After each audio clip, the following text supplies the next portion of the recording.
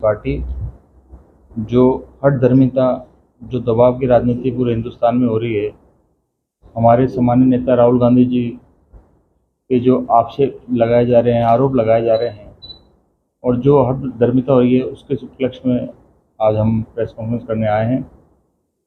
हिंदुस्तान को पता लगना चाहिए, हिंदुस्तान देख भी रहा है किस तरह से विपक्ष को कुचला जा रहा है, उनको बोलने नहीं दिया जा रहा, चाहे वो लोकसभा हो चाहे बाहर हो। कभी ईडी का प्रकोप, कभी सीबीआई, कभी किसी केस में डालना है।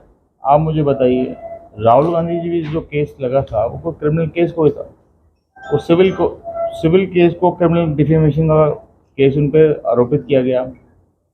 सिर्फ उनकी गलती यही थी कि उन्होंने लोकसभा में ये पूछ लिया कि आपका संबंध अडानी से क्या है।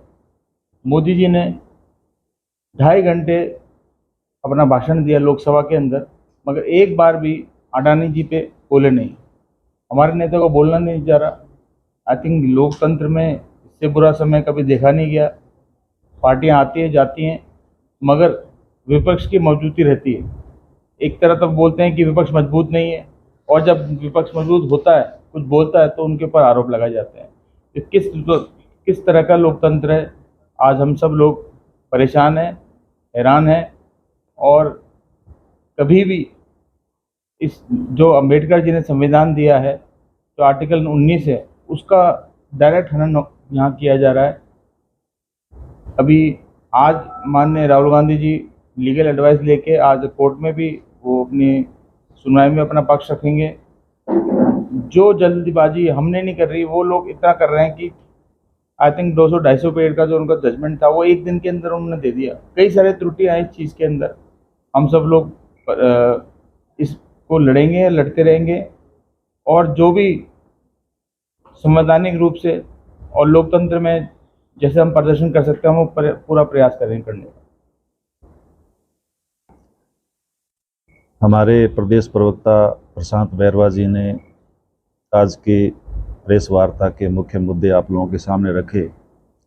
जब से देश के अंदर भारत जोड़ो यात्रा कन्याकुमारी से लेकर के कश्मीर के लिए रवाना की, और उसके बाद भारत जोड़ो यात्रा में जो सफलता मिली, महंगाई का मुद्दा था, बेरोजगारी का मुद्दा था, सांप्रदायिकता का मुद्दा था और भ्रष्टाचार का मुद्दा था, इन मुद्दों को लेकर के और राहुल गांधी जी को जो सफलता मिली और देश के अंदर जो लोगों का जुड़ाव हुआ, यूथ का जुड़ाव हुआ, हर व्यक्ति का जुड़ाव हुआ।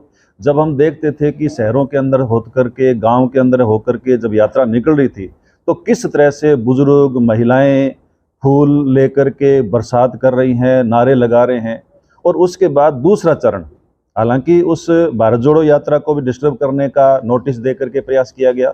उसके बाद दूसरा चरण हाथ से हाथ जोड़ो अभियान रहा, जो पूरे देश के अंदर हर घर तक ये बात पहुंची कि वास्तव में आज इस देश के अंदर मुद्दा महंगाई का है, मुद्दा बेरोजगारी का है, मुद्दा भ्रष्टाचार का है, मुद्दा सामाजिक सद्भाव को बढ़ाने का है।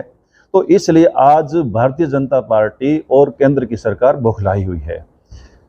राहुल गांधी जी की जो लोकप्रियता है उससे बौखलाई हुई है, और उससे बौखला करके ये इस मुद्दे को ये लेकर के आए हैं। और ये आप लोगों ने देखा कि भाई 13 अप्रैल 2019 को राहुल गांधी जी ने कर्नाटक के कोनार में ये चुनावी भाषण दिया, जिसके अंदर मुद्दा था महंगाई का, भ्रष्टाचार का। और भ्रष्टाचार के मुद्दे पर राहुल गांधी जी ने ये कहा कि ये लोग जो भ्रष्ट लोग हैं, जो देश की संपत्ति को लूट करके जा रहे हैं, उनके पीछे मोदी नाम जो जुड़ा हुआ है, तो क्या ये मोदी ऐसे होते हैं? और उस मुद्दे को लेकर के भाजपा के विधायक जो पुणेश मोदी है, हालांकि उसका कोई नाम नहीं था, उसका इस मुद्दे से कोई लेना देना नहीं था, लेकिन फिर भी उसने शिकायत की। और शिकायत करने के बाद 7 मार्च 2022 को शिकायतकर्ता अपने केस में हाई कोर्ट से स्टे की मांग करते हैं। हाई कोर्ट स्टे दे देता है। 7 फरवरी को राहुल गांधी जी मोदी अडानी के संबंधों पर लोकसभा के अंदर सवाल उठाते हैं, और 16 फरवरी 2023 को शिकायतकर्ता गुजरात हाई कोर्ट से अपना स्टे वापस लेने की रिक्वेस्ट करता है। 27 फरवरी को ट्रायल कोर्ट में सुनवाई फिर शुरू होती है, और 23 मार्च को ट्रायल कोर्ट राहुल गांधी जी को 2 साल की सजा देता है। और 24 मार्च को, यानी देखो सारा का सारा प्रकरण जब 13 अप्रैल 2019 का मामला है, और उसके बाद ये कितनी तेजी से ये सारा का सारा घटनाक्रम है वो, यानी बड़ा है, इसको देख करके। और भारतीय जनता पार्टी जिस मुद्दे को लेकर के, आप लोगों ने देखा होगा कि पिछले 2014 के बाद जब से इनकी सरकार आई है, उसके बाद कैसे ये टारगेट करते हैं। जो भी इनके विपक्ष में कोई भी आदमी बात बोलता है, किसी भी तरह की बात बोलता है, तो उसको देशद्रोही घोषित करने की कोशिश करते हैं। ईडी द्वारा, सीबीआई द्वारा उसको परेशान करने की कोशिश करते हैं। यानी कि विपक्ष की बात को दबाने का प्रयास है वो बार बार ये लोग करते हैं।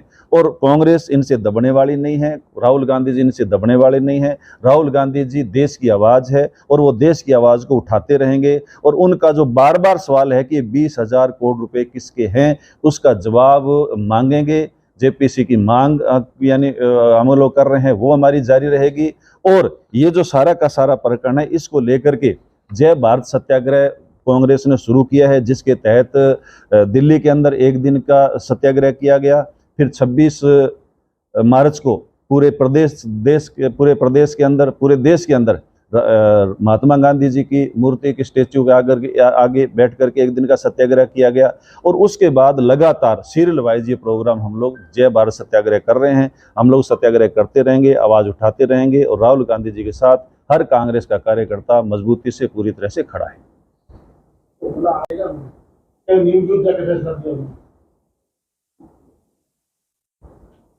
देखिए, भाजपा की सरकार केंद्र में मौजूद है इस टाइम में, और न्यायपालिका में हमारा विश्वास है।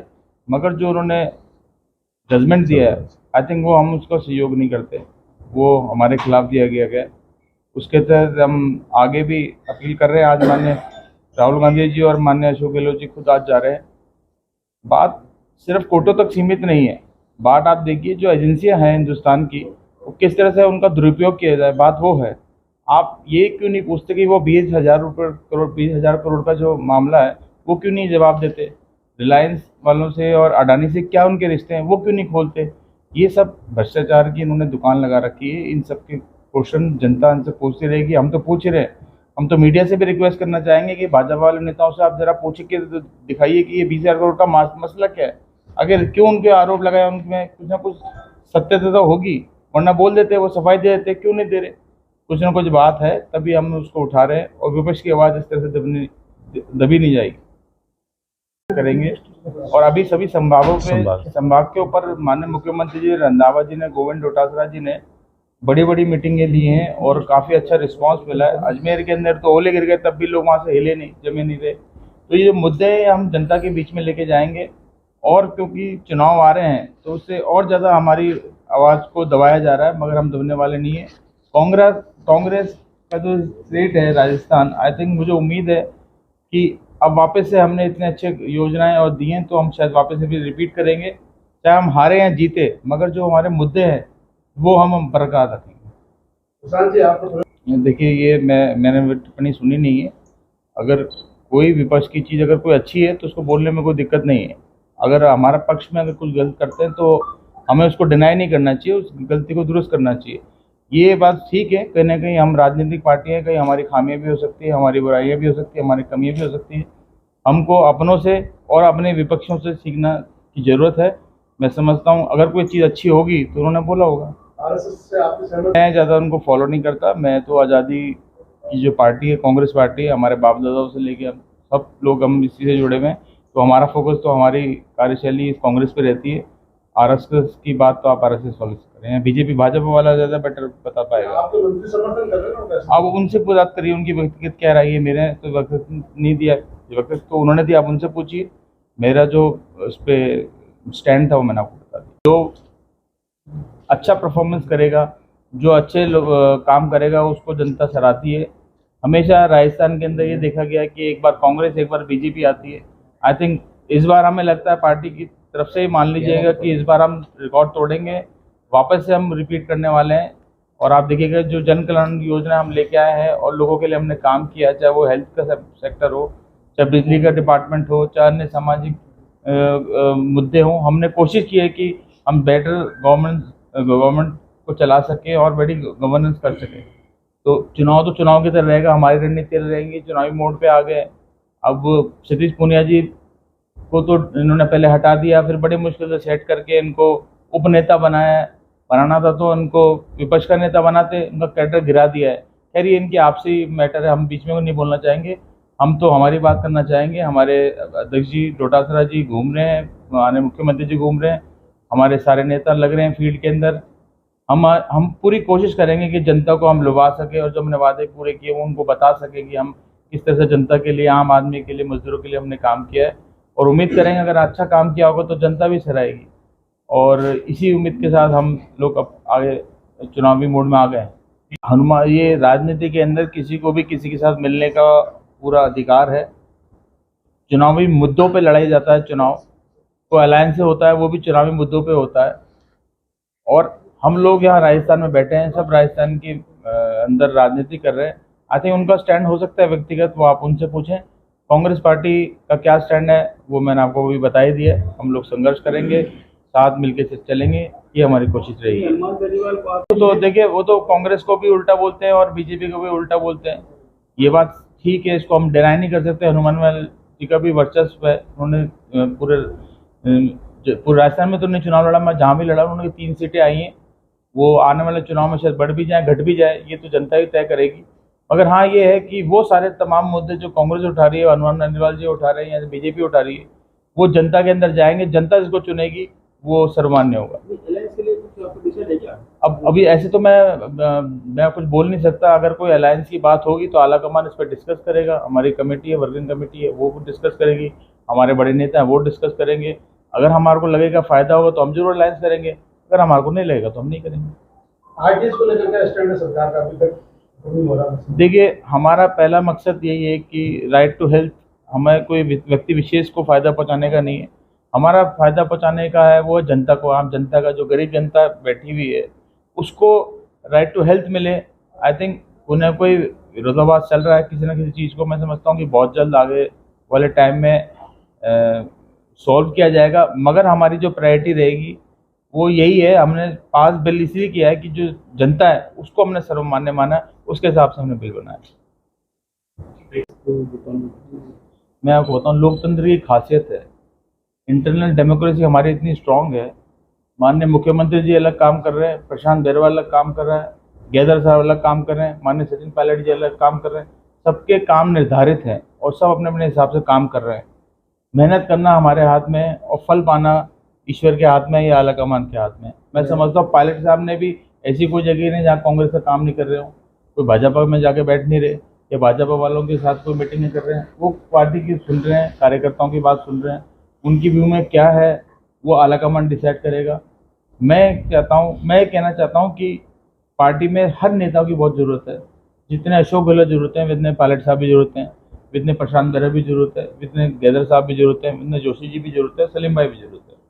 कि पार्टी किसी एक एमएलए की है, एक मुख्यमंत्री की, एक मंत्री की नहीं है, ये पार्टी सबकी मिला के है, गरीबों की भी है, मजदूर की भी, कार्यकर्ताओं की है। पार्टी में मिलना न मिलना ये तो वक्त बताएगा। पार्टी के अंदर काम करते रहना चाहिए, फल की इच्छा नहीं करनी चाहिए। पेशेंस पहला रूल है राजनीति का, जिसने पेशेंस रख ली उसको फल जरूर मिलता है।